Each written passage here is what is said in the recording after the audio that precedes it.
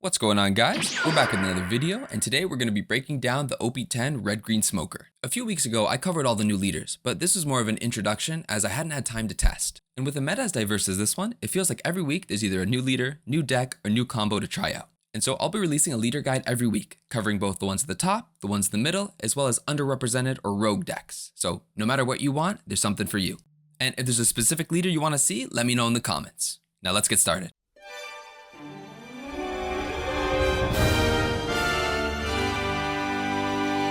Smoker has two leader abilities, the first giving you a little more defense on your opponent's turn, and the second allowing you to get more value out of every turn as you can restand 2 Rested Dawn. The requirement? A 7,000 power or higher character. And in case you were wondering, this is 7,000 total power, not original power. So if you had a 5k power character, you could just attach 2 Dawn and activate your leader ability. The final thing to remember is Dawn has 3 stages, and you can only reactivate Rested Dawn with this leader ability.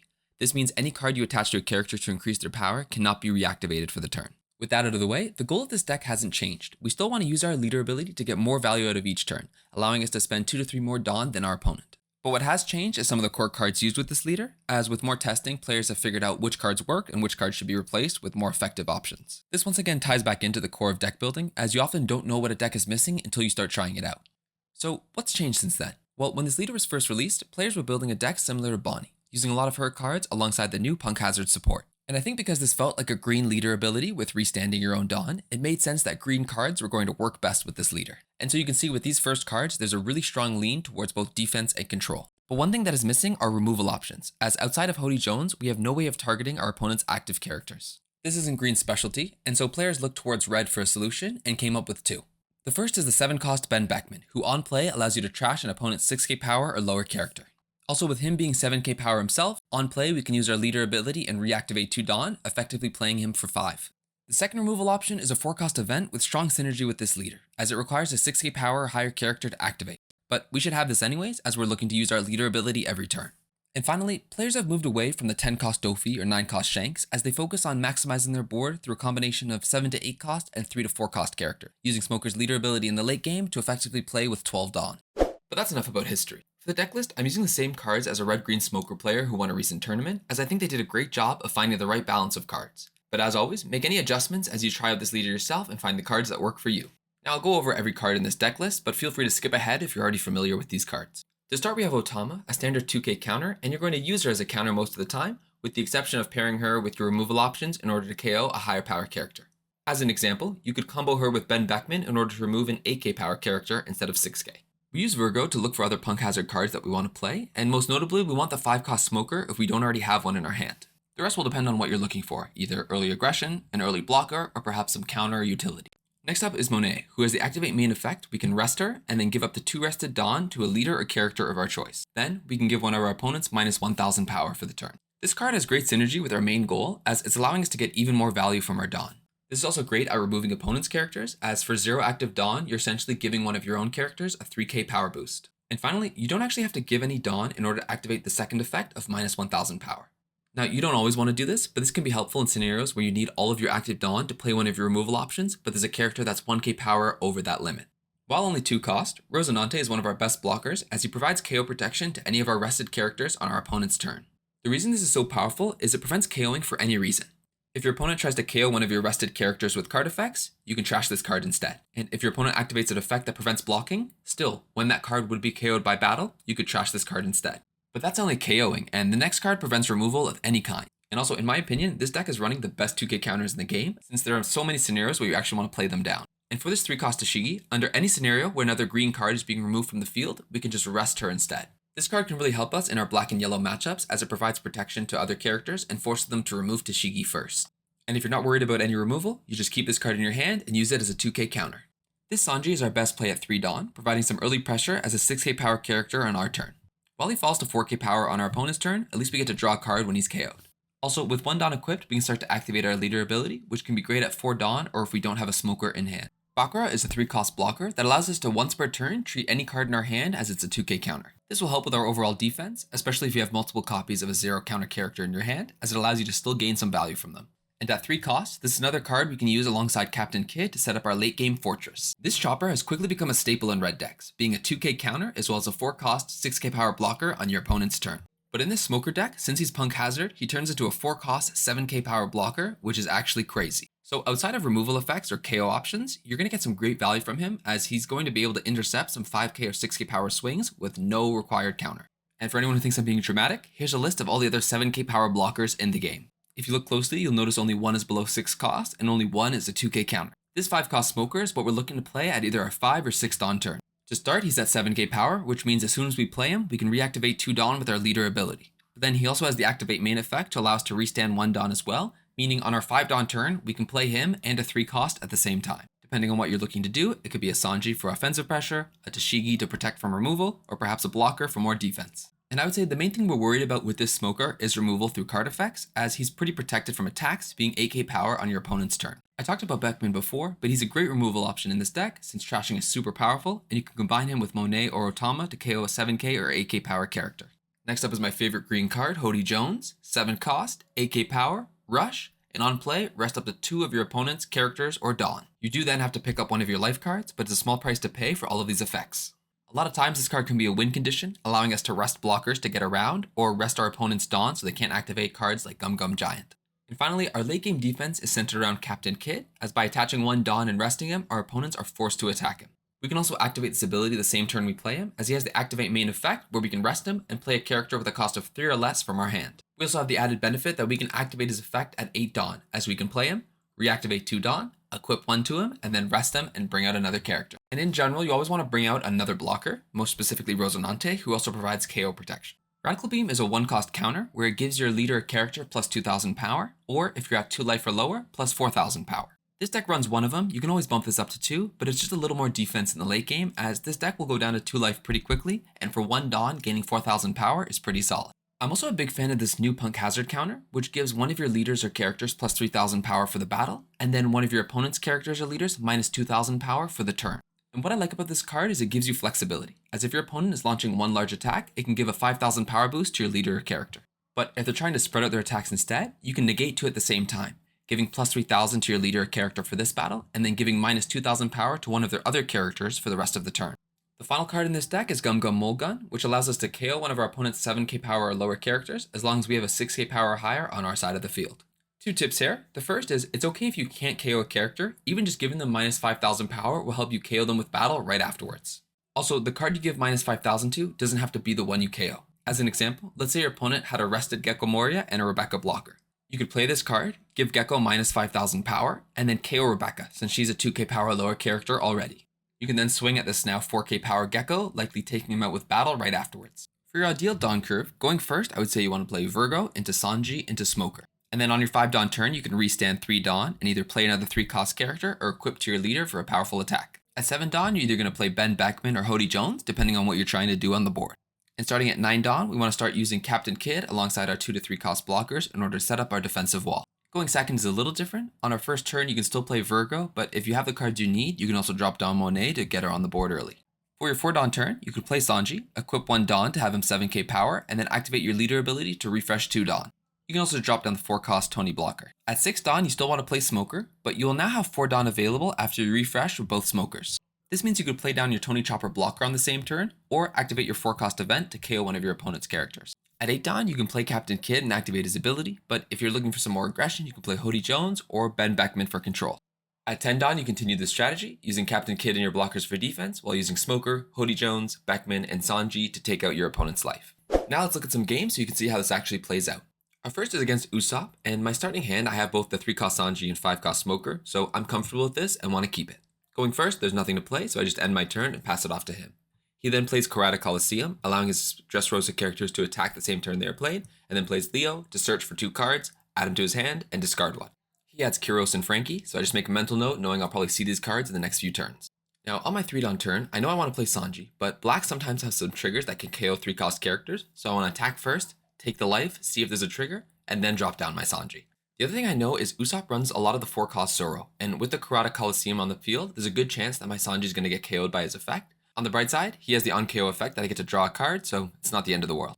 Now I do have some counter in my hand, but all of these cards can be useful, and I find a lot as Smoker, it's okay to go down to even to 2 life in the early game, as we're going to have Captain Kidd later on to keep us healthy. We do pop a trigger, but it just gives our leader plus 1,000 power, and they have no one else who's going to attack, so we just add it to our hand. He then plays Zoro and KOs our Sanji, allowing us to draw Hody Jones, and then we draw for turn. Now it's our 5 Dawn turn, so Smoker's our best play. We drop her down, restand 3 Dawn, and we have a few options of who we can play. And what I was thinking is, I'm afraid of One-Legged Soldier, which can be used in combination with another Zoro to KO my Smoker on the next turn. So I want to provide some protection, so I'm going to play the 3-cost Tashigi. But just like before, I want to attack first in case there's a trigger. And final thing to note, I could play Rosinante, but his KO protection is only for rested characters, so if Usopp did something to remove Smoker on the next turn, since he's still active, it would have no effect.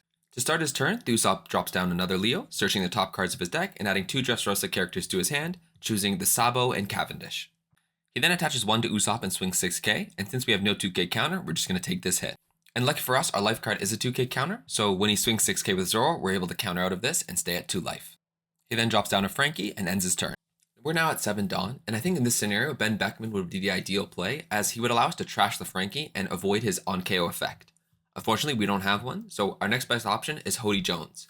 But we're going to come down to 1 life with this, so I was doing some thinking of, is this worth it? Like I always say, sometimes the best defense is a little bit of offense, so I decided to play down Hody Jones and rest his blocker. Now I always like to activate my Dawn before I attack, just in case something happens that would remove Smoker from the game. And as you know, 2k counter above is the magic number in this game, as it requires your opponent to discard 2 cards in order to deflect, and with Hody Jones at 8k power, I decided to start it off by swinging 8k into the 6k Zoro.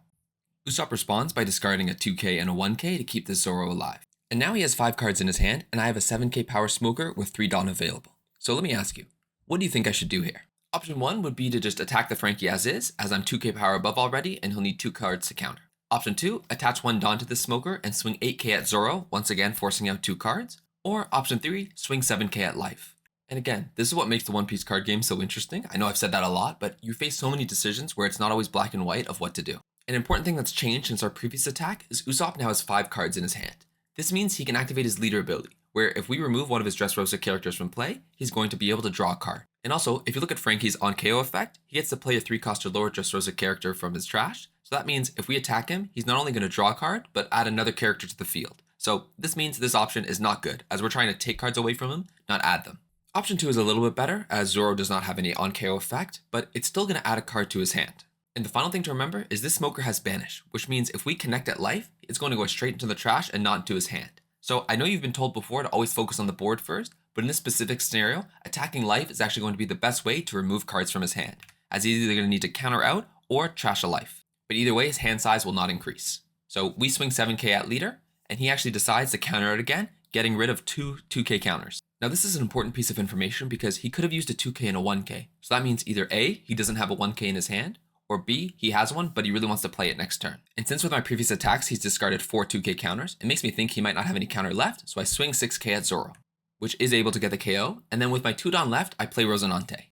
Now, at only 2 cost, he's very easy to remove, but the fact that I already had Tashigi on the field gives him some KO protection, as they'd have to take out my Tashigi first. But if I didn't have that Tashigi, I might just keep up my 2 Dawn so I can use my counter and deflect 2 attacks that way. He starts with a 5k swing, but since I have my most important Punk Hazard cards either in my hand or already on the field, I'm fine with discarding a 1k counter Virgo to counter out. And at 7 Dawn, he uses Rebecca combo, playing her down, drawing a card, playing a Kyros, and then a Cavendish.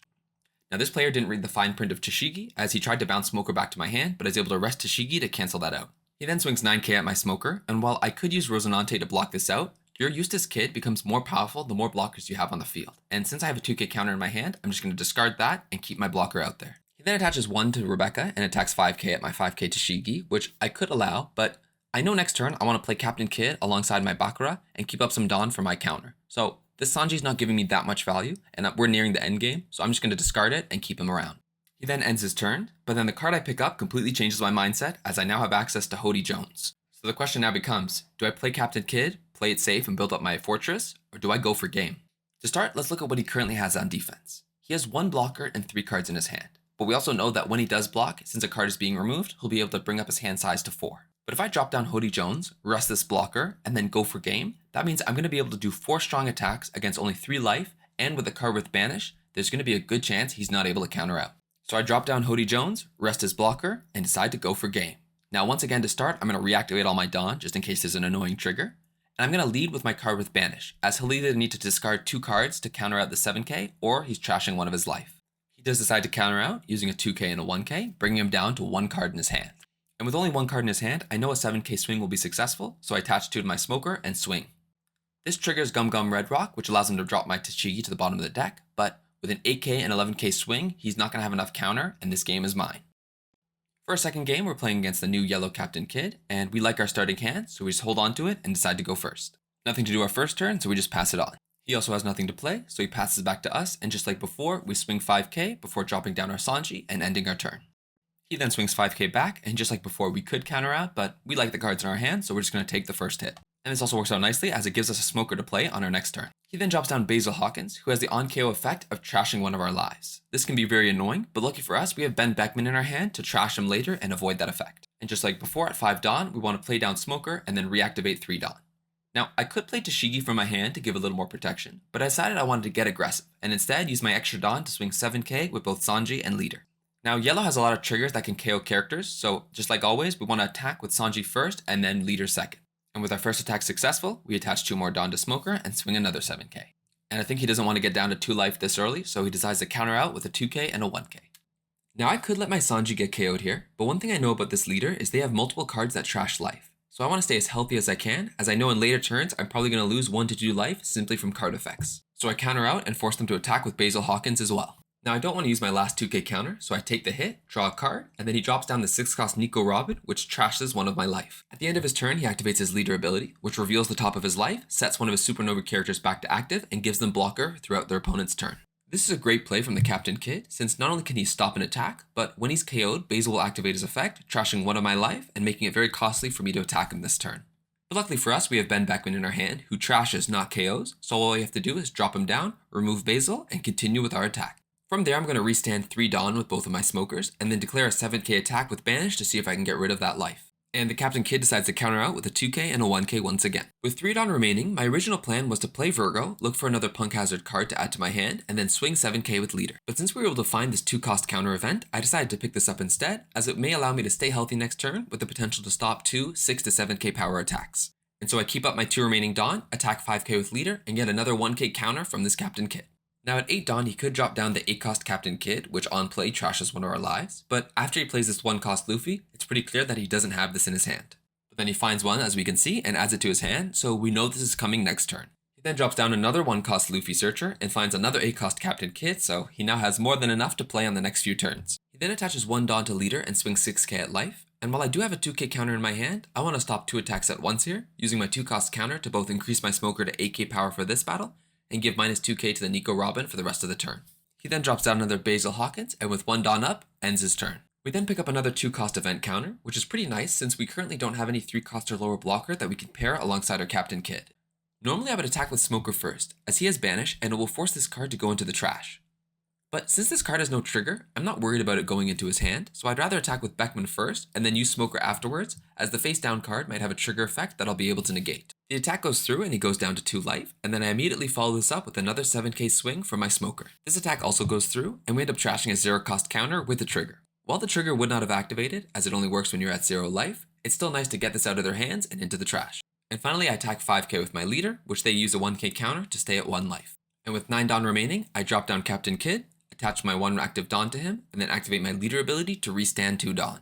I realize now a mistake I made was not reactivating any Dawn with my Smoker character, so moving back, what I should have done is played Captain Kid first, restanded 1 Dawn with my character, and then swung 6k with Leader before restanding 2 Dawn and doing the same thing. But we live and learn. So anyways, I rest Captain Kid, and you might be thinking, I told you before you should never rest him if you don't have a blocker on the field. But while I don't have a blocker, I do have this 2-cost event, which effectively will give him plus 5,000 power if they swung 1 big hit. And if they decide to do that, or even spread out between multiple hits, we know they're not going to be able to develop their board any further and bring out that 8-cost Captain Kid in their hand. So even though we don't have another blocker on the field, I feel confident in being able to protect this Captain Kid throughout our opponent's next turn. He then decides to attach 2 to Nico Robin, bringing her up to 8k and swinging at our Captain Kid. It would be a waste to use our event counter here, so instead we're just going to discard a 2k counter. He then drops down his 8-cost Captain Kid, resting him to activate his effect and trashing 1 of our lives. And right here is where you start to see the value of Captain Kid, as he has a 5k power Leader and a 5k power Basil Hawkins that can't do anything since they're forced to attack our 8k power Defender. He then ends his turn, activating his Leader effect once again to reveal his top life and make his 8-cost Captain Kid a blocker. We then start our turn and draw Hody Jones, and I already know what you're thinking. Here we go, another lucky draw of Hody Jones to finish off the game. But this game is actually already over, and the Hody Jones is just the icing on top. Even if I didn't play anything from my hand, I could swing 9k, 9k, and 9k with 3 of my characters using only 5 Dawn. And with my 5 remaining Dawn, I could do a final blow of 10k with my leader. So even assuming every card in his hand was a 2k counter, he does not have enough to stop these attacks. But Hody Jones just makes this a little easier since I can drop him down and rest his blocker. I then use both smokers to restand 3 Dawn and attach 2 to my smoker, forcing out a banish as I want this 2k counter to go right into the trash, which is right where it goes, and with that out of the way, I just attach 1 Dawn to Captain Kidd and swing for game. Thank you so much for watching. If you found this video helpful and want to see more guides like this, please like and subscribe. I'll catch you next time.